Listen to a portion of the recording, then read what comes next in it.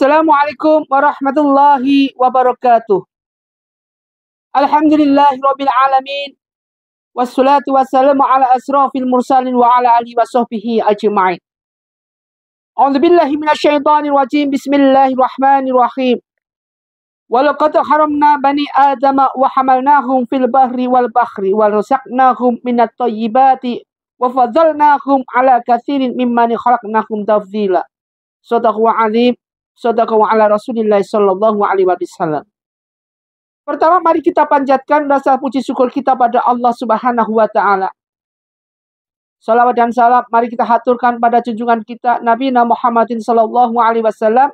Mudah-mudahan kita diberikan suatu kekuatan zahiriyah batiniyah, senantiasa kita bersolawat, senantiasa kita berzikir, senantiasa kita selalu ingat pada Allah Subhanahu wa taala, menjalankan perintah-perintah Allah dan menjauhi semua larangan yang Allah larang. Tidak pernah kita langgar, selalu kita laksanakan ibadah-ibadah untuk Allah Subhanahu wa taala. Ma'asyiral muslimin, jamaah pencerahan bimbingan amalan yang Ustaz muliakan. Ada di sini tiga sesuatu yang bisa mengubah. Jadi tiga sholat ini bisa mengubah daripada hidup. Jadi ketika kita sholat, ketika kita menjalankan suatu apa yang dinamakan ibadah, ada tiga sholat ini yang bisa mengubah hidup. Makanya kalau antum, Bapak Ibu, kalau kita, tidak usah kita berkecil hati. Segala apa yang kita jalankan, segala apa yang kita lakukan, akan bisa mengubah hidup dengan catatan bisa istiqomah. Kita harus istiqomah. Hutang piutang yang kita punya, kesulitan yang kita alami, segala apapun yang kita hadapi semua dengan bisabri wassalah, dengan sabar dan sholah. Minta tolong kepada Allah. Ya ayyuhalladzina amanu sta'inu bisabri wassalah. Ya ayyuhalladzina amanu sta'inu bisabri wassalah. Selalu dengan sholat dan sabar. Sabar ada, sholat. Kemarin kita bahas tentang ikhlas. Ikhlas karena Allah, ikhlas karena akhirat, ikhlas karena dunia. Sekarang apa yang kita jalankan ini bukan ikhlas lagi, tetapi keinginan untuk bisa dekat sama Allah Subhanahu wa taala. Rasa kita ingin untuk bisa mengubah hidup ini, yaitu diantara dengan menjalankan apa yang dinamakan tiga sholat ini. Pertama adalah sholat tahajud. Beruntunglah bagi antum-antum semua yang bisa sholat tahajud. Di sepertiga malam dengan sholat tahajud ini, Masya Allah. Yang kedua adalah sholat sunnah fajar. Yang ketiga adalah sholat sunat duha. Tiga sholat ini, jika kita jalankan, Masya Allah, suatu hal yang luar biasa. Suatu hal yang besar sekali nilainya, bisa mengubah hidup kita, bisa mengubah segala apa yang kita punya, bisa mengubah segala apa yang bermanfaat dunia, banyak fadilahnya di akhirat kelak. Tidak usah kita kecil hati, tidak usah kita khawatir. Wa may yatawakkal 'ala Allah fa huwa hasbuh. Siapa yang tawakal kepada Allah akan dirubah, akan dicukupi kebutuhan kita, dirubah oleh Allah Subhanahu wa taala. Ini penting buat kita. Penting buat kita untuk kita benar-benar dengar. Jadi tadi ada sholat tahajud, kemudian sholat fajar, kemudian sholat duha. Tahu sholat fajar?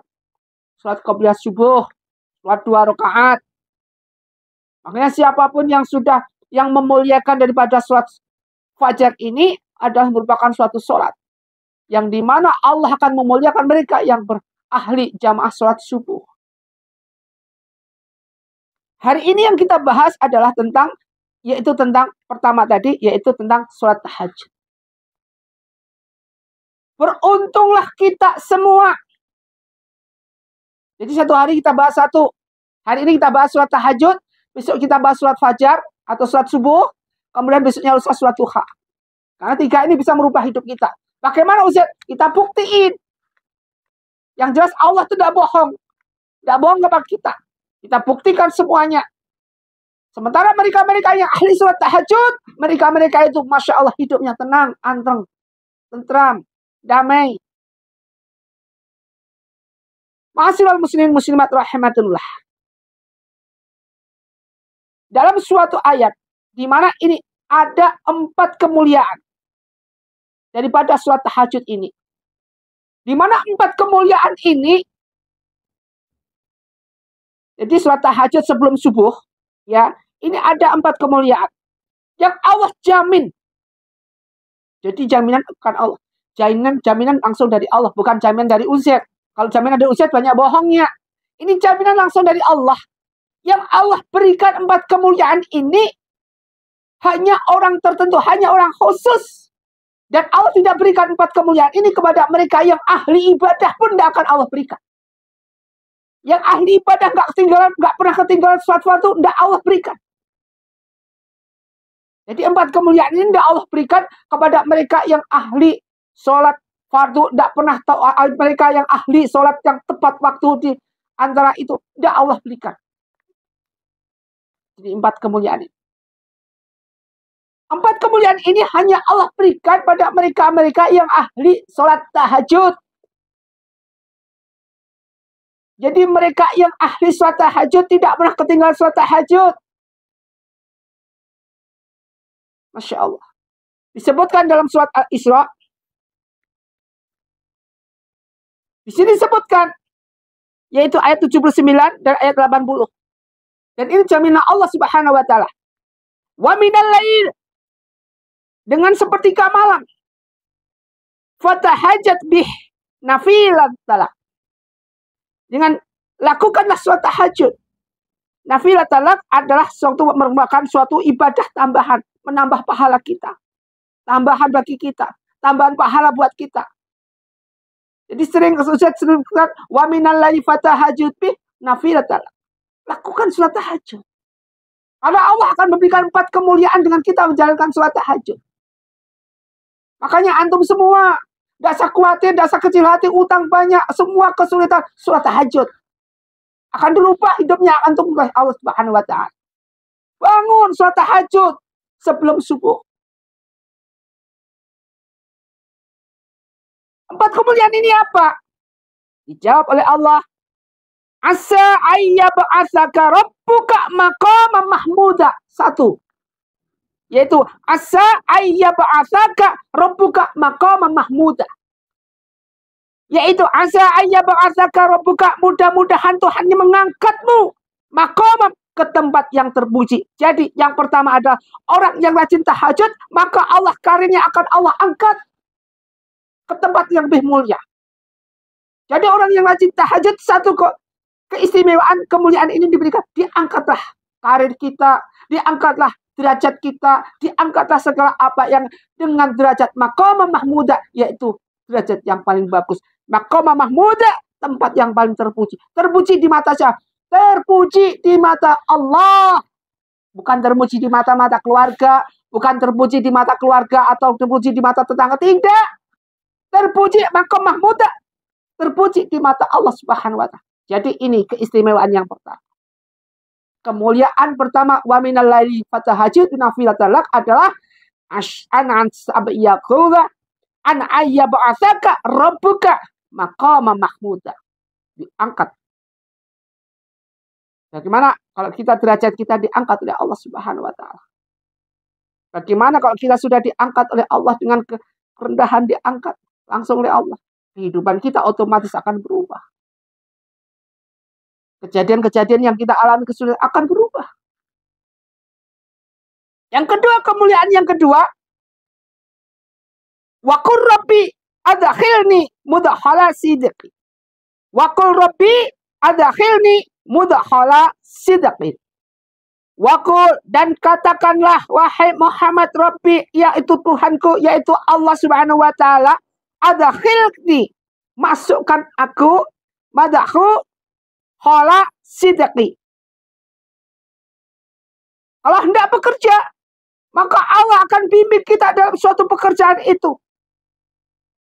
Jadi di sini adkhilni madakhu sidqi, ke tempat masuk yang benar.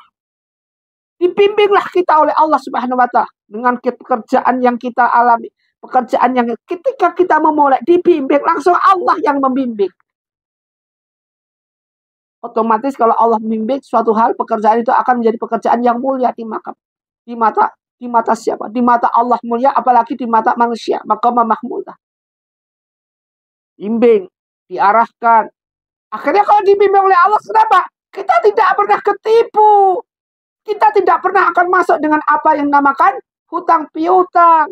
Kita tidak pernah akan masuk dengan jebakan-jebakan keindahan dunia. Kita tidak akan masuk dengan kebejatan-kebejatan, kemaksiatan di dunia. Banyak sekali yang menjebak kita di dunia ini. Allah bimbing di sini. Adkhilni madkhala sidqin. Bimbing kita diarahkan yang benar. Ini kemuliaan yang kedua. Jadi kalau hendak bekerja, maka Allah akan bimbing mulai pekerjaan kita.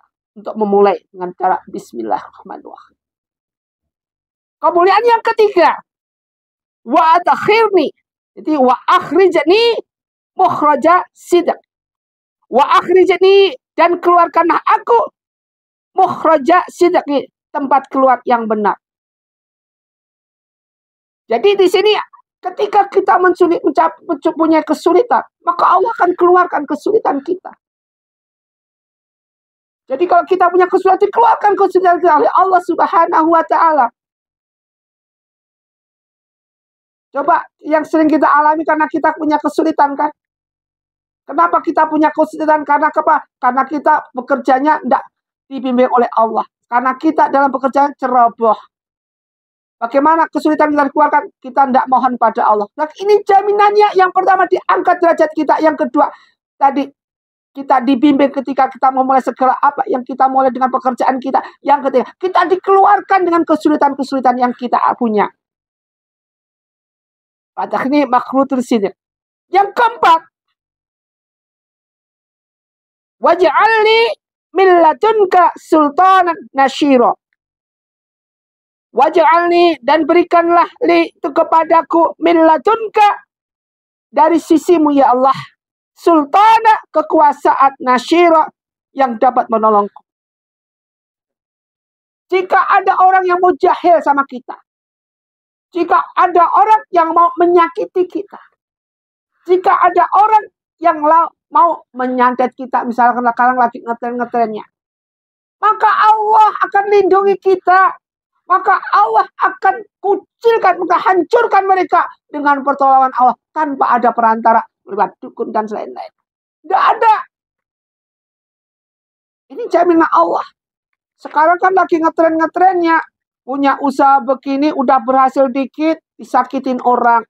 Punya usaha begini, lagi jalan dikit, katanya ngingu pesugihan. Pelihara tuyul, pelihara babi ngepet dan sedek mengek. Punya usaha sedikit, begini-begini, dapat fitnah dunia. Hal-hal seperti inilah yang kadang-kadang membuat orang hidupnya nggak tenang.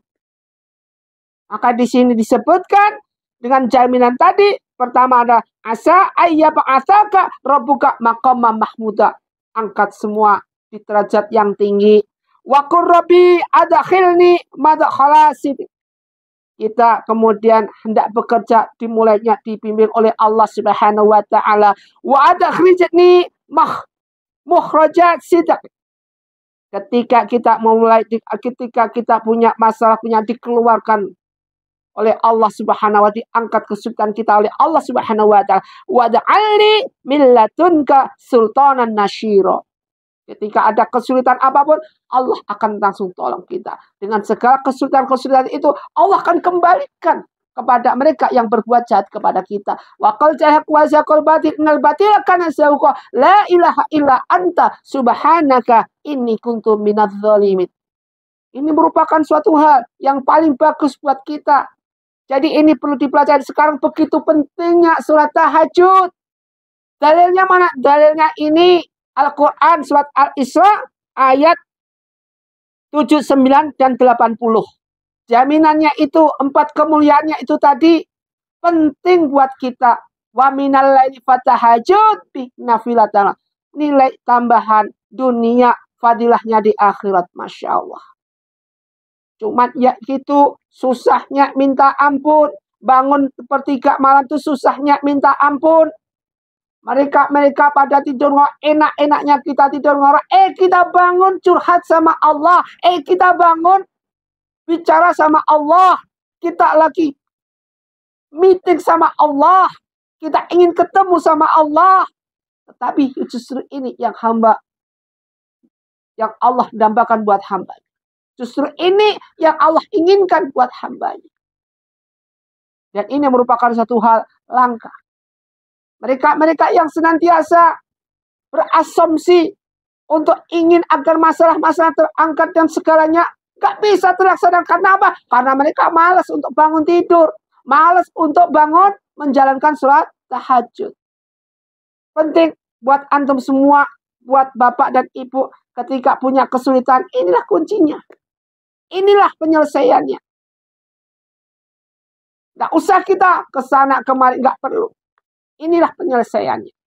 Dengan tuntunan-tuntunan seorang ustadz, seorang kiai membimbing antum dalam pencerahan, bimbingan, amalan, kemudian diamalkan. Makanya ustadz ini sebut pencerahan, kita cerahkan diri kita semua, termasuk bapak dan ibu, cerahkan hatinya dari segala kesulitan. Pencerahan, bimbingan, kemudian membimbing. Dengan ayat-ayat ini membimbing antum semua, membimbing kita semua ke jalan kebenaran Allah Subhanahu wa taala. Kemudian amalan, kemudian kita berikan amalan. Untuk apa? Untuk kita amalkan secara istiqomah. Jangan sampai amalan ini hanya 1 hari, 2 hari, setelah itu enggak lagi. Apa yang Ustadz berikan hanya diamalkan 1 hari, 3 hari, setelah itu kagak.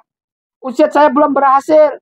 Ustadz amalannya enggak berhasil. Bukan kan enggak berhasil, karena antum enggak bisa istiqomah. Semua kalau bisa dilaksanakan secara istiqomah, insya Allah semua akan hilang. Jaminan itu tadi. Wa minal laili fatahajud bih nafilatan lak. Asya ayyab'atsaka rabbuka maqaman mahmuda.